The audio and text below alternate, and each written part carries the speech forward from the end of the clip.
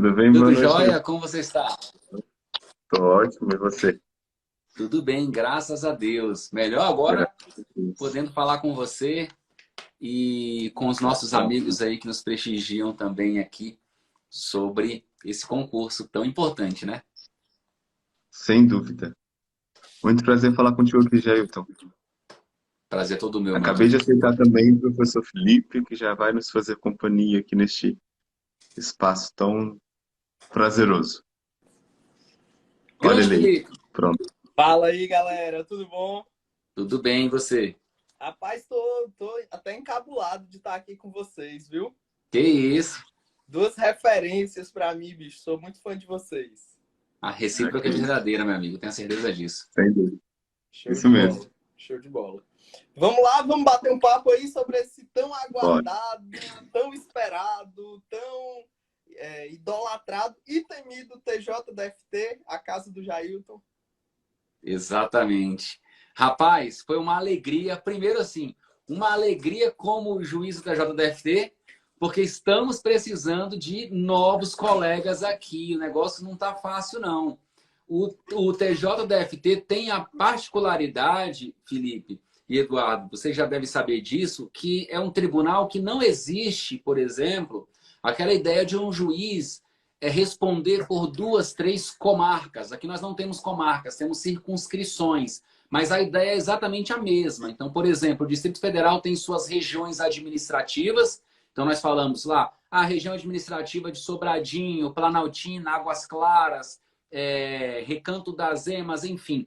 Cada região administrativa, basicamente, equivale a uma circunscrição, a um fórum lá. E até as regras de competência são definidas da mesma forma, como se fossem comarcas. Então, nós temos a particularidade aqui de, em cada unidade jurisdicional, haver um juiz titular. Não existe um juiz que responda por várias circunscrições. Não existe isso. E somos mais de 100 juízes substitutos. Então, é muito difícil de, em algum dia da semana, uma vara estar sem juiz. É praticamente impossível. Quer dizer, há a possibilidade, por quê? Porque às vezes o juiz está de licença, outros estão de férias, mas o tribunal faz de tudo para que isso não ocorra. Só que nós chegamos no momento em que isso começou a ocorrer. Por quê? Desembargador se aposenta, aí o juiz substituto de segundo grau é promovido a desembargador, o juiz titular mais antigo é promovido a juiz substituto de segundo grau, e aí um juiz substituto é promovido a juiz titular. Só que o que acontece? Houve várias aposentadorias, promoções, e o número de juízes substitutos foi diminuindo em razão das promoções. Então, por conta disso, o tribunal ficou em uma situação difícil, porque não conseguia colocar os juízes substitutos nas unidades para substituição, porque o juiz substituto também tira férias, também tira licença, compensa plantão. Então, agora, como juiz aqui do TJ, ufa, novos colegas virão. E também como professor e quem torce pelos alunos também é uma notícia ótima, porque nós teremos aí mais um concurso, um número de vagas, um bom número de vagas. Eu acho que nós preencheremos aí essas 30 vagas. Show de bola, Jailton. Eu lembro que o Summer era substituto. Tu ainda é substituto ou tu já Ainda. já é titular? Sem querer desanimar os colegas, mas claro que o lado bom aqui do TJDFT compensa. O único, talvez, ponto, digamos assim, negativo para alguns, que para mim não é negativo, é o fato de você demorar muito para titularizar. Então, por exemplo, há tribunais, eu não sei se aí em Santa Catarina foi assim, Eduardo, mas há tribunais em que o juiz, às vezes, antes de vitaliciar, ele já titulariza. Aconteceu com você aí, né? Aqui no TJDFT isso é impossível. Hoje a titularização demora aproximadamente 13 anos, tá? Amigo acabou de titularizar hoje, demorou 13 anos para titularizar. Mas em compensação, praticamente não há quase nenhuma diferença entre juiz titular e juiz substituto. Você já começa morando onde você quiser aqui no Distrito Federal, ou seja, é um dos pouquíssimos tribunais em que você já começa trabalhando na capital, morando em qualquer lugar aqui do DF, e uma estrutura maravilhosa. Se você vai trabalhar em uma região administrativa mais distante, o carro oficial vai buscar você na sua casa, devolve você na sua casa. Então tem uma estrutura assim magnífica, uma estrutura federal com competência estadual, né? Então assim, essa questão da titularização E para a mim não é um quer, problema. a galera quer ser juiz, né? Se é titular, isso é um exatamente. problema para depois, né? Para Foi só depois, uma exatamente. curiosidade mesmo. Mas sem dúvida nenhuma, acho que em todos esses concursos, defensoria, Ministério Público, delegado, juiz, no DF é maravilhoso pela questão da praticidade, da comodidade, de uma das coisas que é mais importante depois que a gente passa, né? Que é onde você vai morar e como você vai morar, né? Nesse aspecto, o TJDFT é praticamente imbatível, porque em nenhuma outra carreira você já vai ficar morando no filé mignon da região, da região, do local onde você poderia ficar, do estado ou do ente federativo em questão. Então, sem dúvida nenhuma, nesse aspecto é maravilhoso. Mas, Jailton, acho que... E aí, Eduardo, você me complementa, por favor. Mas eu acho que, assim, quem está aqui nessa live hoje, eu acho que é a principal curiosidade que a galera tem, e você, como a pessoa que tem mais propriedade para falar isso, que é juiz do TJDFT, é assim, em termos de preparação, se você fosse se preparar hoje, você que conseguisse sucesso no TJDFT e fosse começar a se preparar hoje, como seria a sua preparação? Teria algo diferente em relação ao que você fez? E o que você fez que você repetiria? Olha, eu acho que depende muito, sabe, Felipe? Eu não sei se o Eduardo concorda, mas assim, depende muito do nível atual do candidato. No meu caso, por exemplo, quando eu fiz o TJDFT, eu já me sentia relativamente preparado, absolutamente preparado, ninguém vai se sentir, mas relativamente preparado pelo histórico que eu tinha já de estudo, e já estava naquela fase de começar a ser aprovado em primeiras fases, já tinha sido aprovado já em provas orais também. Então, para mim, era uma questão de revisão. Agora, há aquelas pessoas que começaram a estudar num ritmo forte, depois por alguma razão diminuíram o ritmo ou perderam o foco, e há aquelas pessoas que não estudaram. Então, hoje a situação é, nós temos um tiro de 100 metros para vencer. Então, a ideia é a pessoa montar um planejamento de estudo que permita com que ela estude a lei seca de forma organizada e de forma direcionada, e os informativos do STJ e do STF. Esses são dois pontos principais para mim. O texto da lei e os informativos nesse primeiro momento, porque você tem um tiro de 100 metros para vencer. Doutrina é importante? Doutrina sempre é importante, mas para uma prova objetiva, nós sabemos muito bem, a maior parte das questões é formada por temas envolvendo o conhecimento da lei seca e dos informativos. Então, eu focaria nessas frentes e, claro, muita resolução de questões. Eu acho que... e aí não tem como, por exemplo, você apenas selecionar aquelas matérias que você vai estudar. Por quê? Porque eu sempre brinco assim, ó, todo mundo sabe um pouco de constitucional, administrativo, civil, processo civil, penal, processo penal.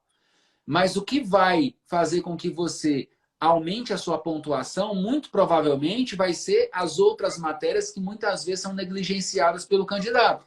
Ambiental, tributário, empresarial, ECA, CDC, eleitoral. São disciplinas importantíssimas que, para um tiro de 100 metros, é preciso ter uma atenção nessas disciplinas, porque mesmo sem saber profundamente direito constitucional, você tem mais chances de acertar a mesma quantidade de questões de uma pessoa que é doutora em direito constitucional. Agora, quando você joga lá para o grupo da morte, para o grupo 3, né, e para aquelas outras matérias que envolvem muita lei seca, aqui é que você pode talvez se diferenciar e ter um rendimento melhor, e talvez pode, inclusive, esse seu melhor rendimento custar e gerar a sua aprovação na primeira fase. E agora também com a humanística, né? No grupo da morte, no bloco 3, com a humanística das matérias pequenas que mencionasse. O que Não vamos chamar dificultou ainda de mais, matéria né? da morte, não, que isso me ofende. Não é a matéria, é o grupo. É o grupo da morte. E o que dificulta, né, Felipe? Eu acho que a humanística vem nessa linha de fazer com que esse bloco 3 ele seja um bloco ainda mais desafiador.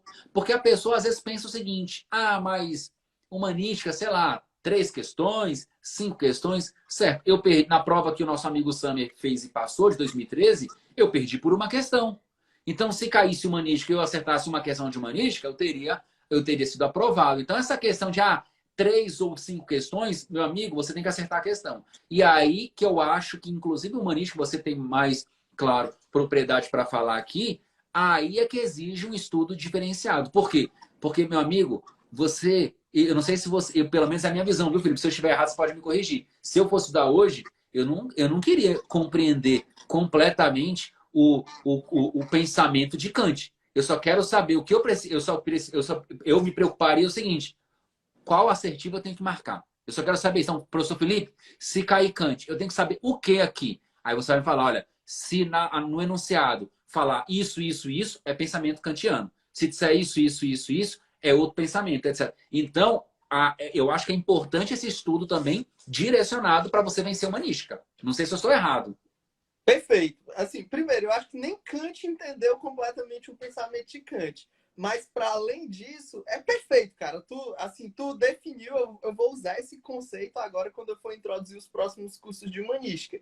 Porque é basicamente isso, cara. E, assim, as pessoas têm o medo da humanística, o medo do desconhecido, né? Tem muito esse receio em relação a matérias que as pessoas passam muito tempo sem estudar, às vezes estudam lá no primeiro semestre da faculdade e quando terminam tiveram muitas vezes péssimos professores, a verdade é essa, e quando acabam dizem, não quero nunca mais ver isso. Então é mais uma questão assim, de medo do desconhecido. Quando a gente vai mostrando para elas que, na verdade, são pensamentos que, por vezes, passam pela nossa cabeça e simplesmente a gente deixa aí, mas quando a gente vai identificando quem fala o quê e por que fala o quê, se transforma nisso que tu falou. Você se recorda facilmente do que a pessoa falou, não precisa ter um mega conhecimento aprofundado, e para fins de prova vai ser mais do que suficiente. E assim, muitas e muitas vezes os alunos têm até me dito assim, professor, eu estou começando a torcer para cair mais humanística.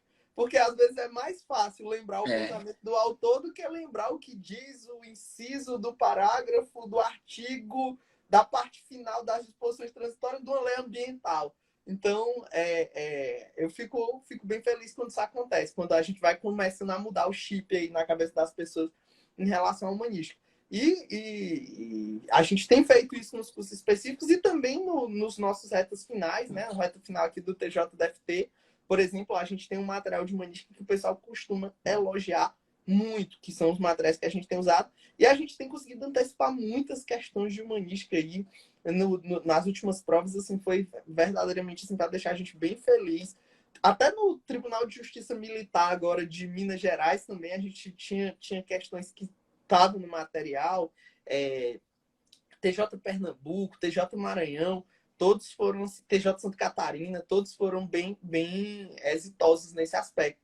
E assim, como é uma matéria que está começando a aparecer, eu acho que isso facilita também para a gente acertar, porque ainda estão cobrando os temas mais básicos, os temas novos que foram inseridos pela resolução do CNJ, então ainda está mais fácil da gente acertar. Então, vem com a gente aí, se você ainda tem medo de humanística, vem com a gente, seja no curso de reta final ou em algum curso específico do osso, porque você vai ver que humanística, na verdade, depois que você compreende ali as noções básicas, você vai torcer para cair mais humanística e não ter medo da matéria. Mas, assim, eu tenho uma pergunta para vocês dois que são aí multi-aprovados em magistratura, são os caras da magistratura, eu aqui sou o Penetra, né? A minha pergunta é o seguinte, o TJDFT tem alguma particularidade em termos do que estudar, da forma como as questões costumam ser cobradas? Tem alguma especificidade do estilo de prova em relação a outros concursos de magistratura que os nossos alunos têm que se preocupar? Eduardo, quer começar? Jeito, eu vou começar dizendo uma percepção minha do edital e te perguntando até qual é o teu posicionamento, porque igual eu falo sempre com o Felipe, nesse momento o meu foco seria o edital mesmo para poder entender. A questão da inscrição, que tem que enviar documento, que às vezes nós temos essa Isso é importante. diferença que Amanhã eu Muitas vou pessoas colocar um se limitam a aviso no pagar o Insta boleto, sobre isso. Vou colocar um pagou o aviso no boleto, está perfil, porque no inscrito. TJ Maranhão tivemos problema em relação a isso. Foi a primeira Muita fase gente do esquece concurso. que tem que mandar documento já no momento da inscrição. Muita gente já perde o concurso na hora da inscrição. É muito triste quando isso acontece. Isso. E também, Jailton, o que eu observei é que no bloco um e no bloco 2 nós temos lá embaixo como se fosse um subbloco de normas locais. E dentro, tanto do bloco um quanto do bloco 2 o conteúdo é o mesmo. Código de organização, provimento geral, etc. Então, daí a especificidade que eu teria visto aqui seria essa, e eu deixo contigo para você falar o teu posicionamento, já que você já está falando da tua casa, e saber o que você diria sobre essa questão das normas locais distribuídas no bloco um e no bloco 2. Perfeito. Essa que é a Eu, palavra. eu particularmente penso o seguinte. Vou falar aqui como quem foi aprovado fez duas provas da JDFT, uma eu perdi por uma questão e outra eu fui aprovado. E também por já ter feito muitas provas da magistratura. Se a pessoa não tem não está em um ritmo muito forte de preparação, não está estudando há mais tempo, ela precisa estudar o máximo agora. O que, se eu estivesse no lugar dela, o que eu faria? Eu não estudaria essa parte.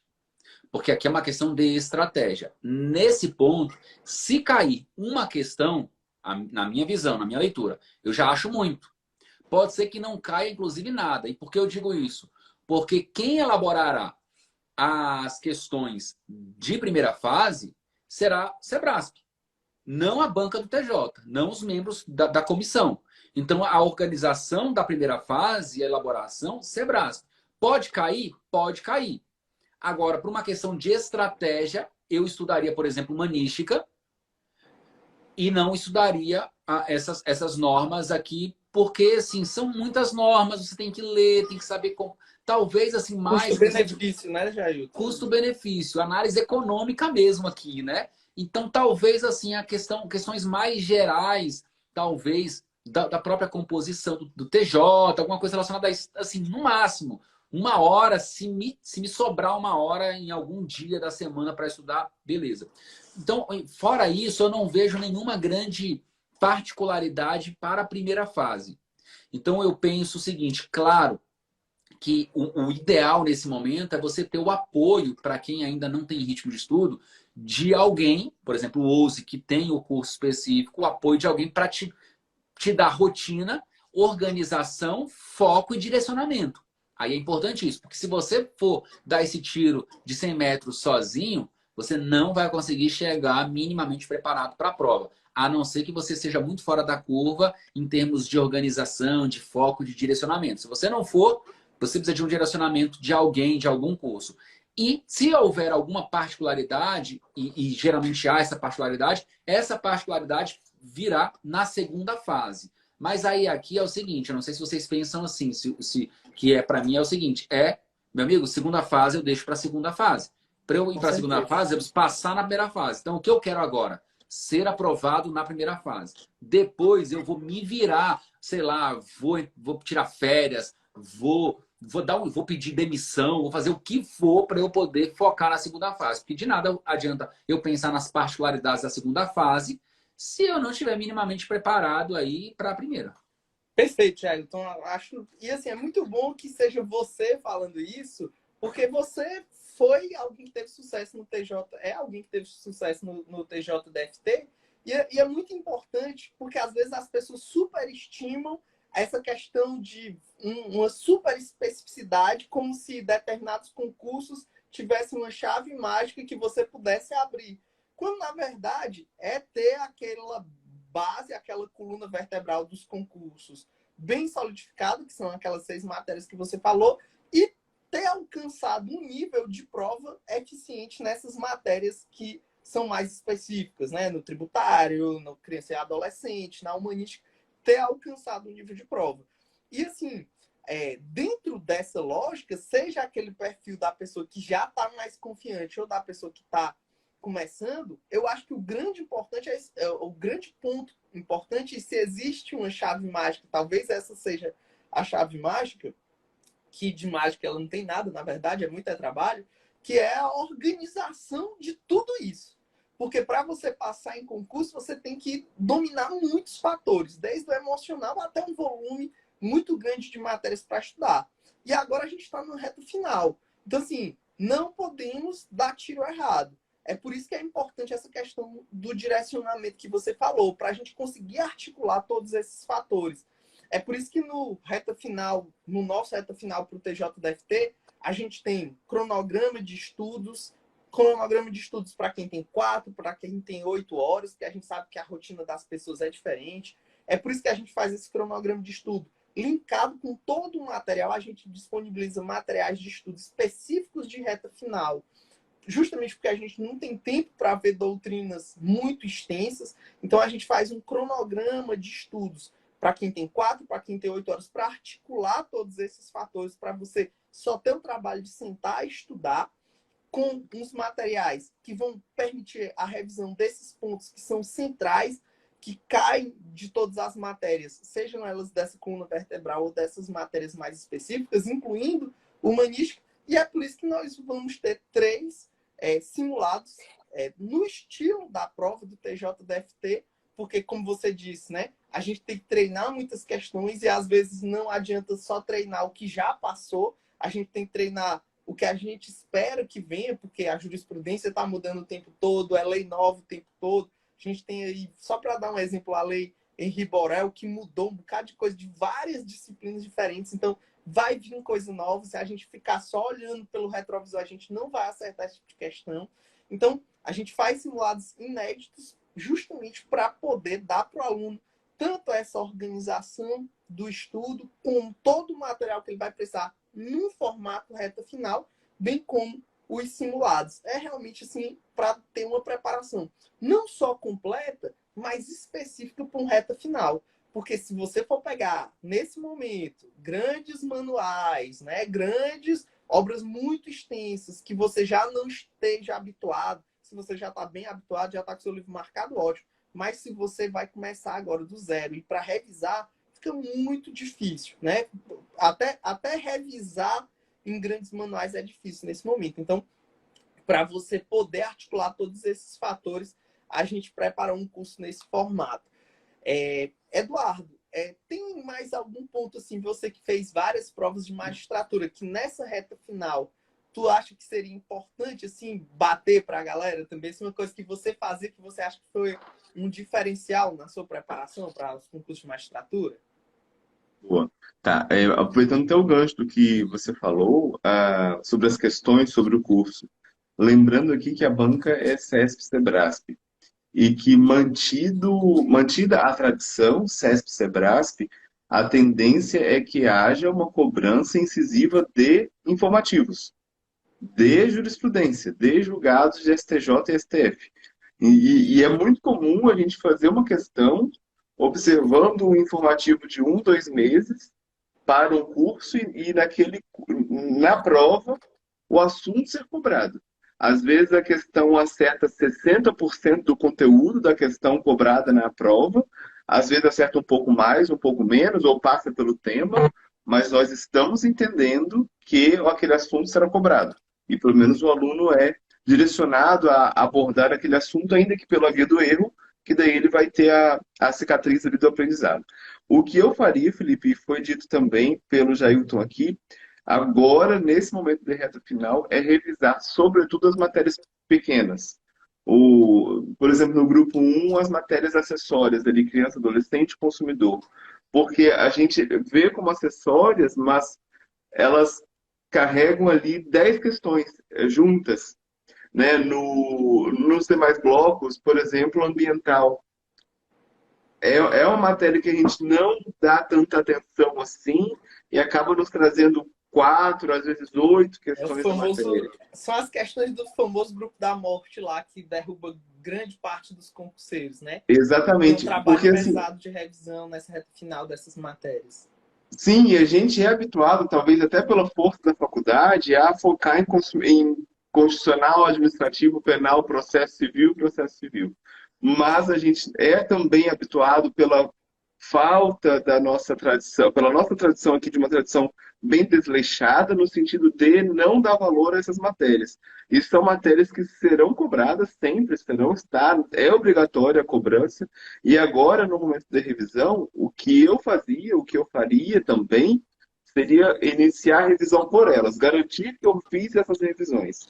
E o tempo que eu tivesse sobrando, daí eu distribuiria para as disciplinas maiores, aquelas que a gente faz a leitura já há muitos anos, já leu e releu muitas vezes os nossos manuais. Perfeito, perfeito. Para você ver, né, Felipe, a importância, e o que o Eduardo disse é muito importante, isso, para a gente perceber a importância de um realmente estudo direcionado, né? Porque, veja, ainda que o candidato ele saia dessa live de hoje pensando, vou começar por essas disciplinas menores, certo? Só que o que geralmente acontece com a grande maioria? Essa pessoa vai começar amanhã, por exemplo, por CDC. Vai ler o CDC. No outro dia, ela vai querer concluir o CDC porque não conseguiu concluir, ou se ela concluiu, ela passa para a ECA. Nesse segundo dia, ela já cansou. Por quê? Porque ela não consegue perceber muito ela não tem um cronograma de estudo. Ela não consegue pensar assim em um início, meio e fim de preparação. Então, para quem estuda sozinho, embora seja muito importante, eu concordo integralmente com o que o Eduardo disse, para quem não tem um ritmo de estudo ainda, ou que perdeu o foco, para essa pessoa chegar até a data da prova com essa constância, é muito difícil. E quando você tem, por exemplo, toda uma estrutura, como a do USE aqui, de te preparar para a prova, e você ter uma sequência de estudo que vai te levar a uma preparação, a uma crescente preparação até a da prova, isso permite que o candidato encare o estudo como um trabalho. Então, ele olha o seguinte, ele pega todas aquelas informações, por exemplo, que o USE passa, e ela já sabe qual é a realidade dela, e ela pega aquele estudo feito para a realidade dela, aquela organização para a realidade dela, de 8 horas de área de trabalho ou 4 horas de área de trabalho, e ela fala, bom, a partir de hoje eu tenho 2 empregos. O primeiro emprego, que é esse que me dá o pão de cada dia que eu tenho que cumprir e bater ponto. O segundo emprego é o emprego futuro que eu vou adquirir no final do ano, que é a minha posse como juiz ou juíza do TJDFT. Então, para esse segundo emprego, eu tenho que encarar, eu tenho que bater ponto. Então, a pessoa se organiza no tempo e ela vai sentar com aquele cronograma e falar, hoje eu sei o que eu tenho que estudar. Então, tem que vencer isso aqui. E aí, eu acho que essa tem que ser a mentalidade do candidato hoje. É pegar, segurar na mão de alguém que vai te conduzir até da prova. Você vai ser aprovado? Não sei. Você pode não ser. Hoje você não é aprovado. Mas você tem uma chance de ser aprovado se você seguir esse cronograma. Então, assim, entre não ser e correr o risco de ser, eu prefiro o segundo. Então, eu encaro como um trabalho. Pego aquilo e falo, olha, eu sei o que eu tenho que fazer diariamente.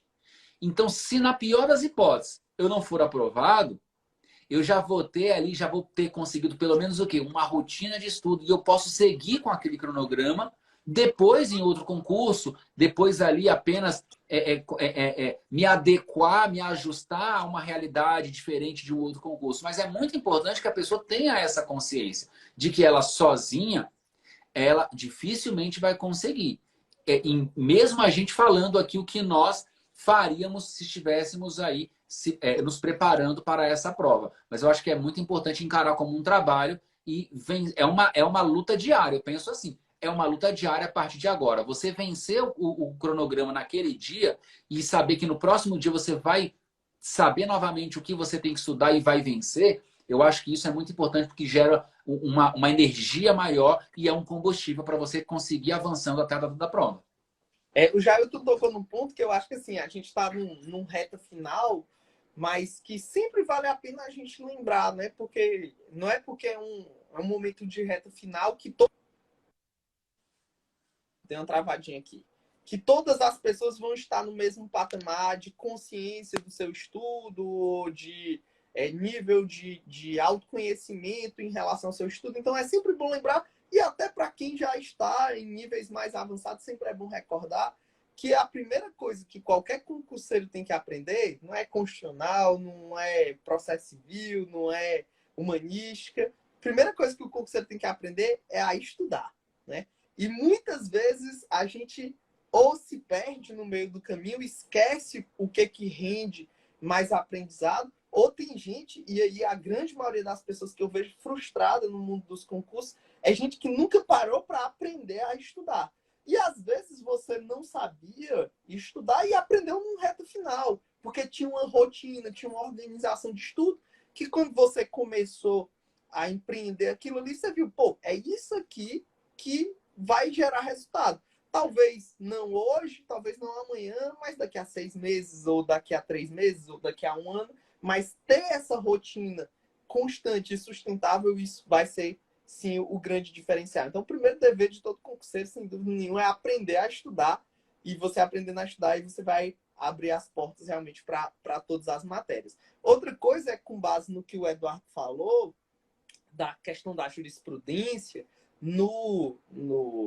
nas provas CESP, ele me fez lembrar, foi muito boa essa observação, porque ele me fez lembrar um outro ponto, é que nos nossos materiais, além de, obviamente, no material ter as jurisprudências importantes, as jurisprudências 2022, 2021, principalmente as 2022, que é o que tem mais probabilidade de cair nessa prova, se bem que o CESP às vezes puxam as jurisprudências mais tradicionais.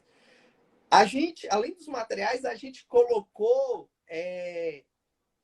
dentro do nosso curso de reta final um material de revisão de jurisprudência. Então, chegando no final do curso, a gente vai liberar, já está lá, que se você entrar agora na página de vendas no nosso reta final, vai ter um material de revisão de jurisprudência 2022 com as nossas principais apostas, que para a prova do CESP, isso aí é um filé, né? E outra coisa que o Jailton falando também me fez lembrar uma coisa que meu pai sempre conta. O meu pai tem uma origem bem humilde, sabe? Eu não. Eu, graças a Deus, ele pôde me proporcionar muita coisa boa. Mas o meu pai tem uma origem bem humilde, sabe? Ele vendia bombom dentro do ônibus, sabe? Aquele retirante mesmo do interior do Ceará que vendeu bombom dentro do ônibus. Passou muita coisa até poder dar uma condição de vida melhor para a família.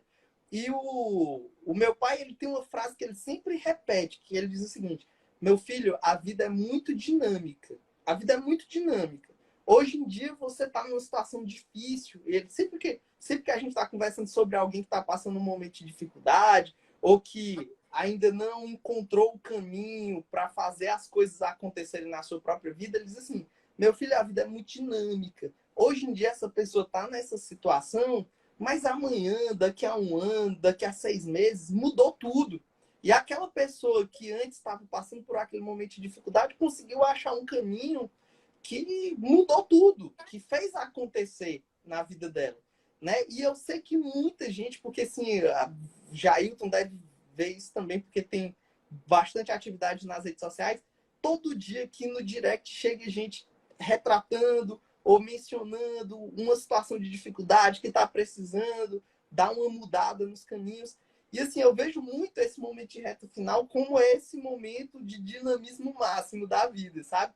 Que se a pessoa tiver um pouco de foco, conseguir, eu sei que os problemas da vida são muitos, mas conseguir se afastar um pouco disso, abstrair e saber que se ele se prender nos problemas e não nos estudos, os problemas só tendem a aumentar. Se a pessoa conseguir ter um pouquinho dessa visão de futuro, pode ser que muito em breve as coisas estejam muito diferentes. Pode ser que hoje você que está aí lutando para pagar os seus boletos seja colega do Jailton e esteja no escritório bem bonito, assim, igual que ele está agora aí, com livros com livros aqui. Eu sou rato de biblioteca, então já estou de olho aqui, viu, Jailton? Qual livro aí que tem para eu furtar? Mas quem sabe, né, amanhã as pessoas não são colegas aí do Jailton, graças a um foco e a uma determinação acima da média num reta final desse, né? Então, o convite que eu deixo para todo mundo é esse, né? Assim, se eu puder dar uma mensagem assim, para quem está assistindo a gente aqui nessa 21 horas desse dia aqui chuvoso em Santa Catarina, né, Eduardo? Tá chovendo aí. Eu tive aí no final de semana, tava chovendo muito. Imagina que deve estar chovendo aí. Pode ser que amanhã as coisas estejam bem diferentes, né? É isso mesmo, o Felipe e Eduardo. Eu penso assim, eu concordo integralmente com o que você disse, só para os nossos amigos terem a dimensão desse mundo, né? E desse dinamismo da vida. no início de janeiro de 2014, eu fiz a minha prova objetiva do TJDFT. Então, vamos imaginar um sujeito que era advogado no interior da Bahia e fez a sua prova da magistratura no mês de janeiro de 2014. E no mês de outubro do mesmo ano, estava tomando posse como juiz de direito do Distrito Federal. Então, para as pessoas entenderem como a vida muda em pouquíssimo tempo e você simplesmente transforma a sua vida de uma forma que você nunca imaginou, e ainda que você tivesse imaginado, para muitas pessoas poderia ser algo distante e que só o tempo poderia dizer, ou Deus poderia dizer quando. Então, às vezes, a pessoa está passando por um momento de dificuldade ou está em um momento da vida de perda do foco, saindo um pouco até do seu eixo, do eixo gravitacional da sua vida, mas é importante a pessoa pensar o seguinte, que muitas vezes uma decisão na nossa vida transforma completamente a nossa existência aqui na Terra e transforma a vida da nossa família. Então, muitas vezes, essa decisão que a pessoa toma hoje de priorizar o seu estudo, a sua preparação, essa prioridade que ela carrega consigo pode gerar uma aprovação ou a transformação na vida dela em 3 meses, em 4, em 5, em 2, 3 anos, 5 anos, 10 anos, não interessa. Mas a pessoa só precisa dar o primeiro passo. E eu acho que o primeiro passo é realmente ela priorizar algo na vida dela. E se a pessoa almeja ser aprovada em um concurso público, e pode ser qualquer concurso público, o concurso da magistratura, Eduardo, acho que deve concordar comigo, é um concurso como qualquer outro, sem desmerecer nenhum concurso. Eu sempre digo o seguinte, se hoje eu for fazer um concurso para técnico judiciário, nós temos que ter todo o respeito com os técnicos judiciários, evidentemente, mas a mentalidade das pessoas é, não, o curso de técnico judiciário é mais fácil do que o curso de analista, que por sua vez é mais fácil do que o curso da magistratura. Mas se eu, juiz do TJDFT, provavelmente, se eu fizer a prova de analista do TJDFT, eu não vou passar. Por É quê? Porque muito eu mais tenho... fácil para mim passar em carreira jurídica do que carreira de nível médio. Eu porque eu percebi tenho... isso no primeiro ano estudando para concurso. Porque é uma preparação muito específica, a nota de corte é muito alta, praticamente tem que gabaritar a prova. Então, o que a pessoa tem que compreender é o seguinte, que todo mundo é do tamanho do seu próprio sonho. Então, se você sonhar grande ou pequeno, custa a mesma coisa, né? Então, você tem que focar. Eu acho que se a pessoa realmente colocar isso como prioridade e hoje tomar uma decisão, eu tenho absoluta certeza que em 2023, ela poderá estar tomando posse como juiz ou juíza de direito. E eu digo 2023 por quê? Porque eu não tenho dúvida, a não ser que aconteça algum problema com a prova, com alguma fase do concurso, é uma necessidade do TJDFT nomear os 30 aprovados em 2023. Então, veja, o sujeito que está assistindo a nossa aula hoje aqui, a nossa live hoje, tem a oportunidade de iniciar uma preparação a partir de amanhã e em outubro ou novembro de 2023, eu estar abraçando essa pessoa aqui com meu colega, minha colega aqui no TJDFT, conversando e super animado, e a pessoa praticamente transformando a sua vida. Aconteceu comigo, pode acontecer com qualquer um.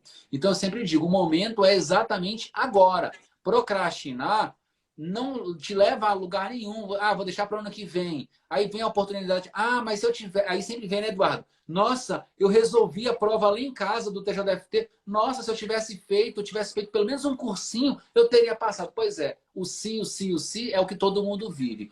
Quem é aprovado não vive de si. Quem é aprovado vive do hoje, do estudo, da preparação. Perfeito, perfeito, Thiago. Perfeitamente.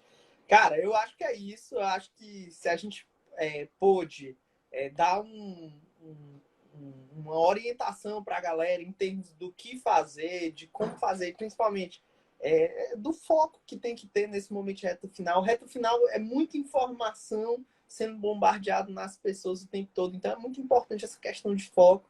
Eu acho que a gente conseguiu transmitir bem, sem prejuízo da gente voltar outros dias para conversar mais, né, Eduardo? Sem prejuízo. E aproveitando que o Jailton falou brevemente aqui, a questão de ter começado a prova num ano e tomado posse naquele mesmo ano, né?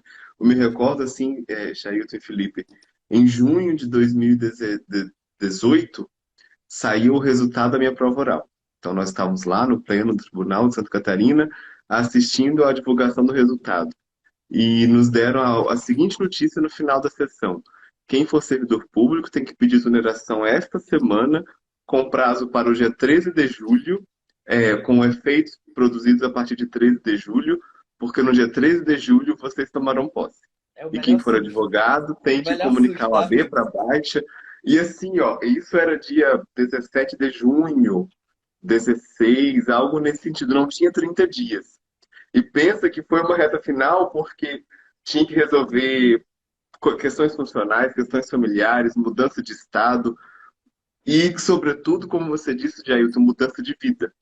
Mudança de vida não só minha, mas também da família, de todas aquelas pessoas que estavam. E isso, essa reta final que a gente viveu ali naquele momento, foi uma consequência da reta final que nós imprimimos a nossa rotina para que viesse a nossa primeira aprovação, que era na primeira fase.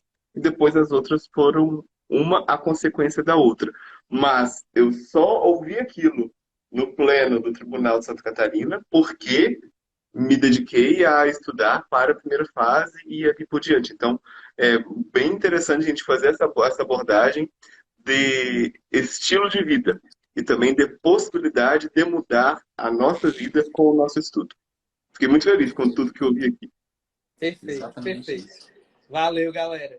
Galera, por minha parte aqui, acho que foi excelente, muito bom conversar com vocês sempre. Vou querer conversar mais no futuro, viu? Foi muito bom mesmo. Só tenho a agradecer vocês. Eu que Tá bom, muito agradeço. E obrigado. a pessoa, até alguma pessoa que perguntou sobre o curso, quando o Felipe estava falando, o Ouse Saber está aqui em cima. Você vai lá no perfil do Ouse Saber, depois vai no site que tem todas as informações sobre preparação, sobre o É que no, você é no perfil vai que eu estou encontrar. usando. Hã? Isso, no perfil que eu estou acessando. Isso, no perfil do Eduardo, Ouse Isso, Saber aqui em cima. Perfeito. isso aí. Então vocês vão E só encontrar lembrando, lá. galera, só lembrando aí para todo mundo que a gente, reforçando e lembrando que a gente está com o nosso reta final para o TJFT e eu estou conversando aqui com os dois coordenadores desse curso, que é o Jailton, que é juiz TJFT, e o Eduardo, que é o nosso coordenador nos cursos de retas final em geral do OUS. Então, são dois grandes especialistas em magistratura que montaram um curso de excelência para vocês. Eu tenho certeza que vocês vão gostar. Vale a pena, vale muito a pena. Vocês devem ter percebido que tudo que a gente falou aqui deixa claro quanto a gente acredita nisso, quanto a gente acredita nesse sonho, quanto a gente vive esse sonho todo dia e vale a pena. Longas caminhadas são cansativas, mas não importa o tanto que você caminhou quando você chega no final. Se você consegue chegar no final, depois o quanto você caminhou é só motivo de orgulho, né? Não importa o quanto você se cansou nesse caminho, tudo vai ser só motivo de orgulho. Então, não desistam da caminhada, porque no final vale muito a pena. Exatamente. Entendi. Tchau, tchau, Boa noite, galera. pessoal. Valeu. Até Boa mais. noite, Tchau, tchau. pessoal. Um abraço para vocês. Até mais. Um abraço, tchau.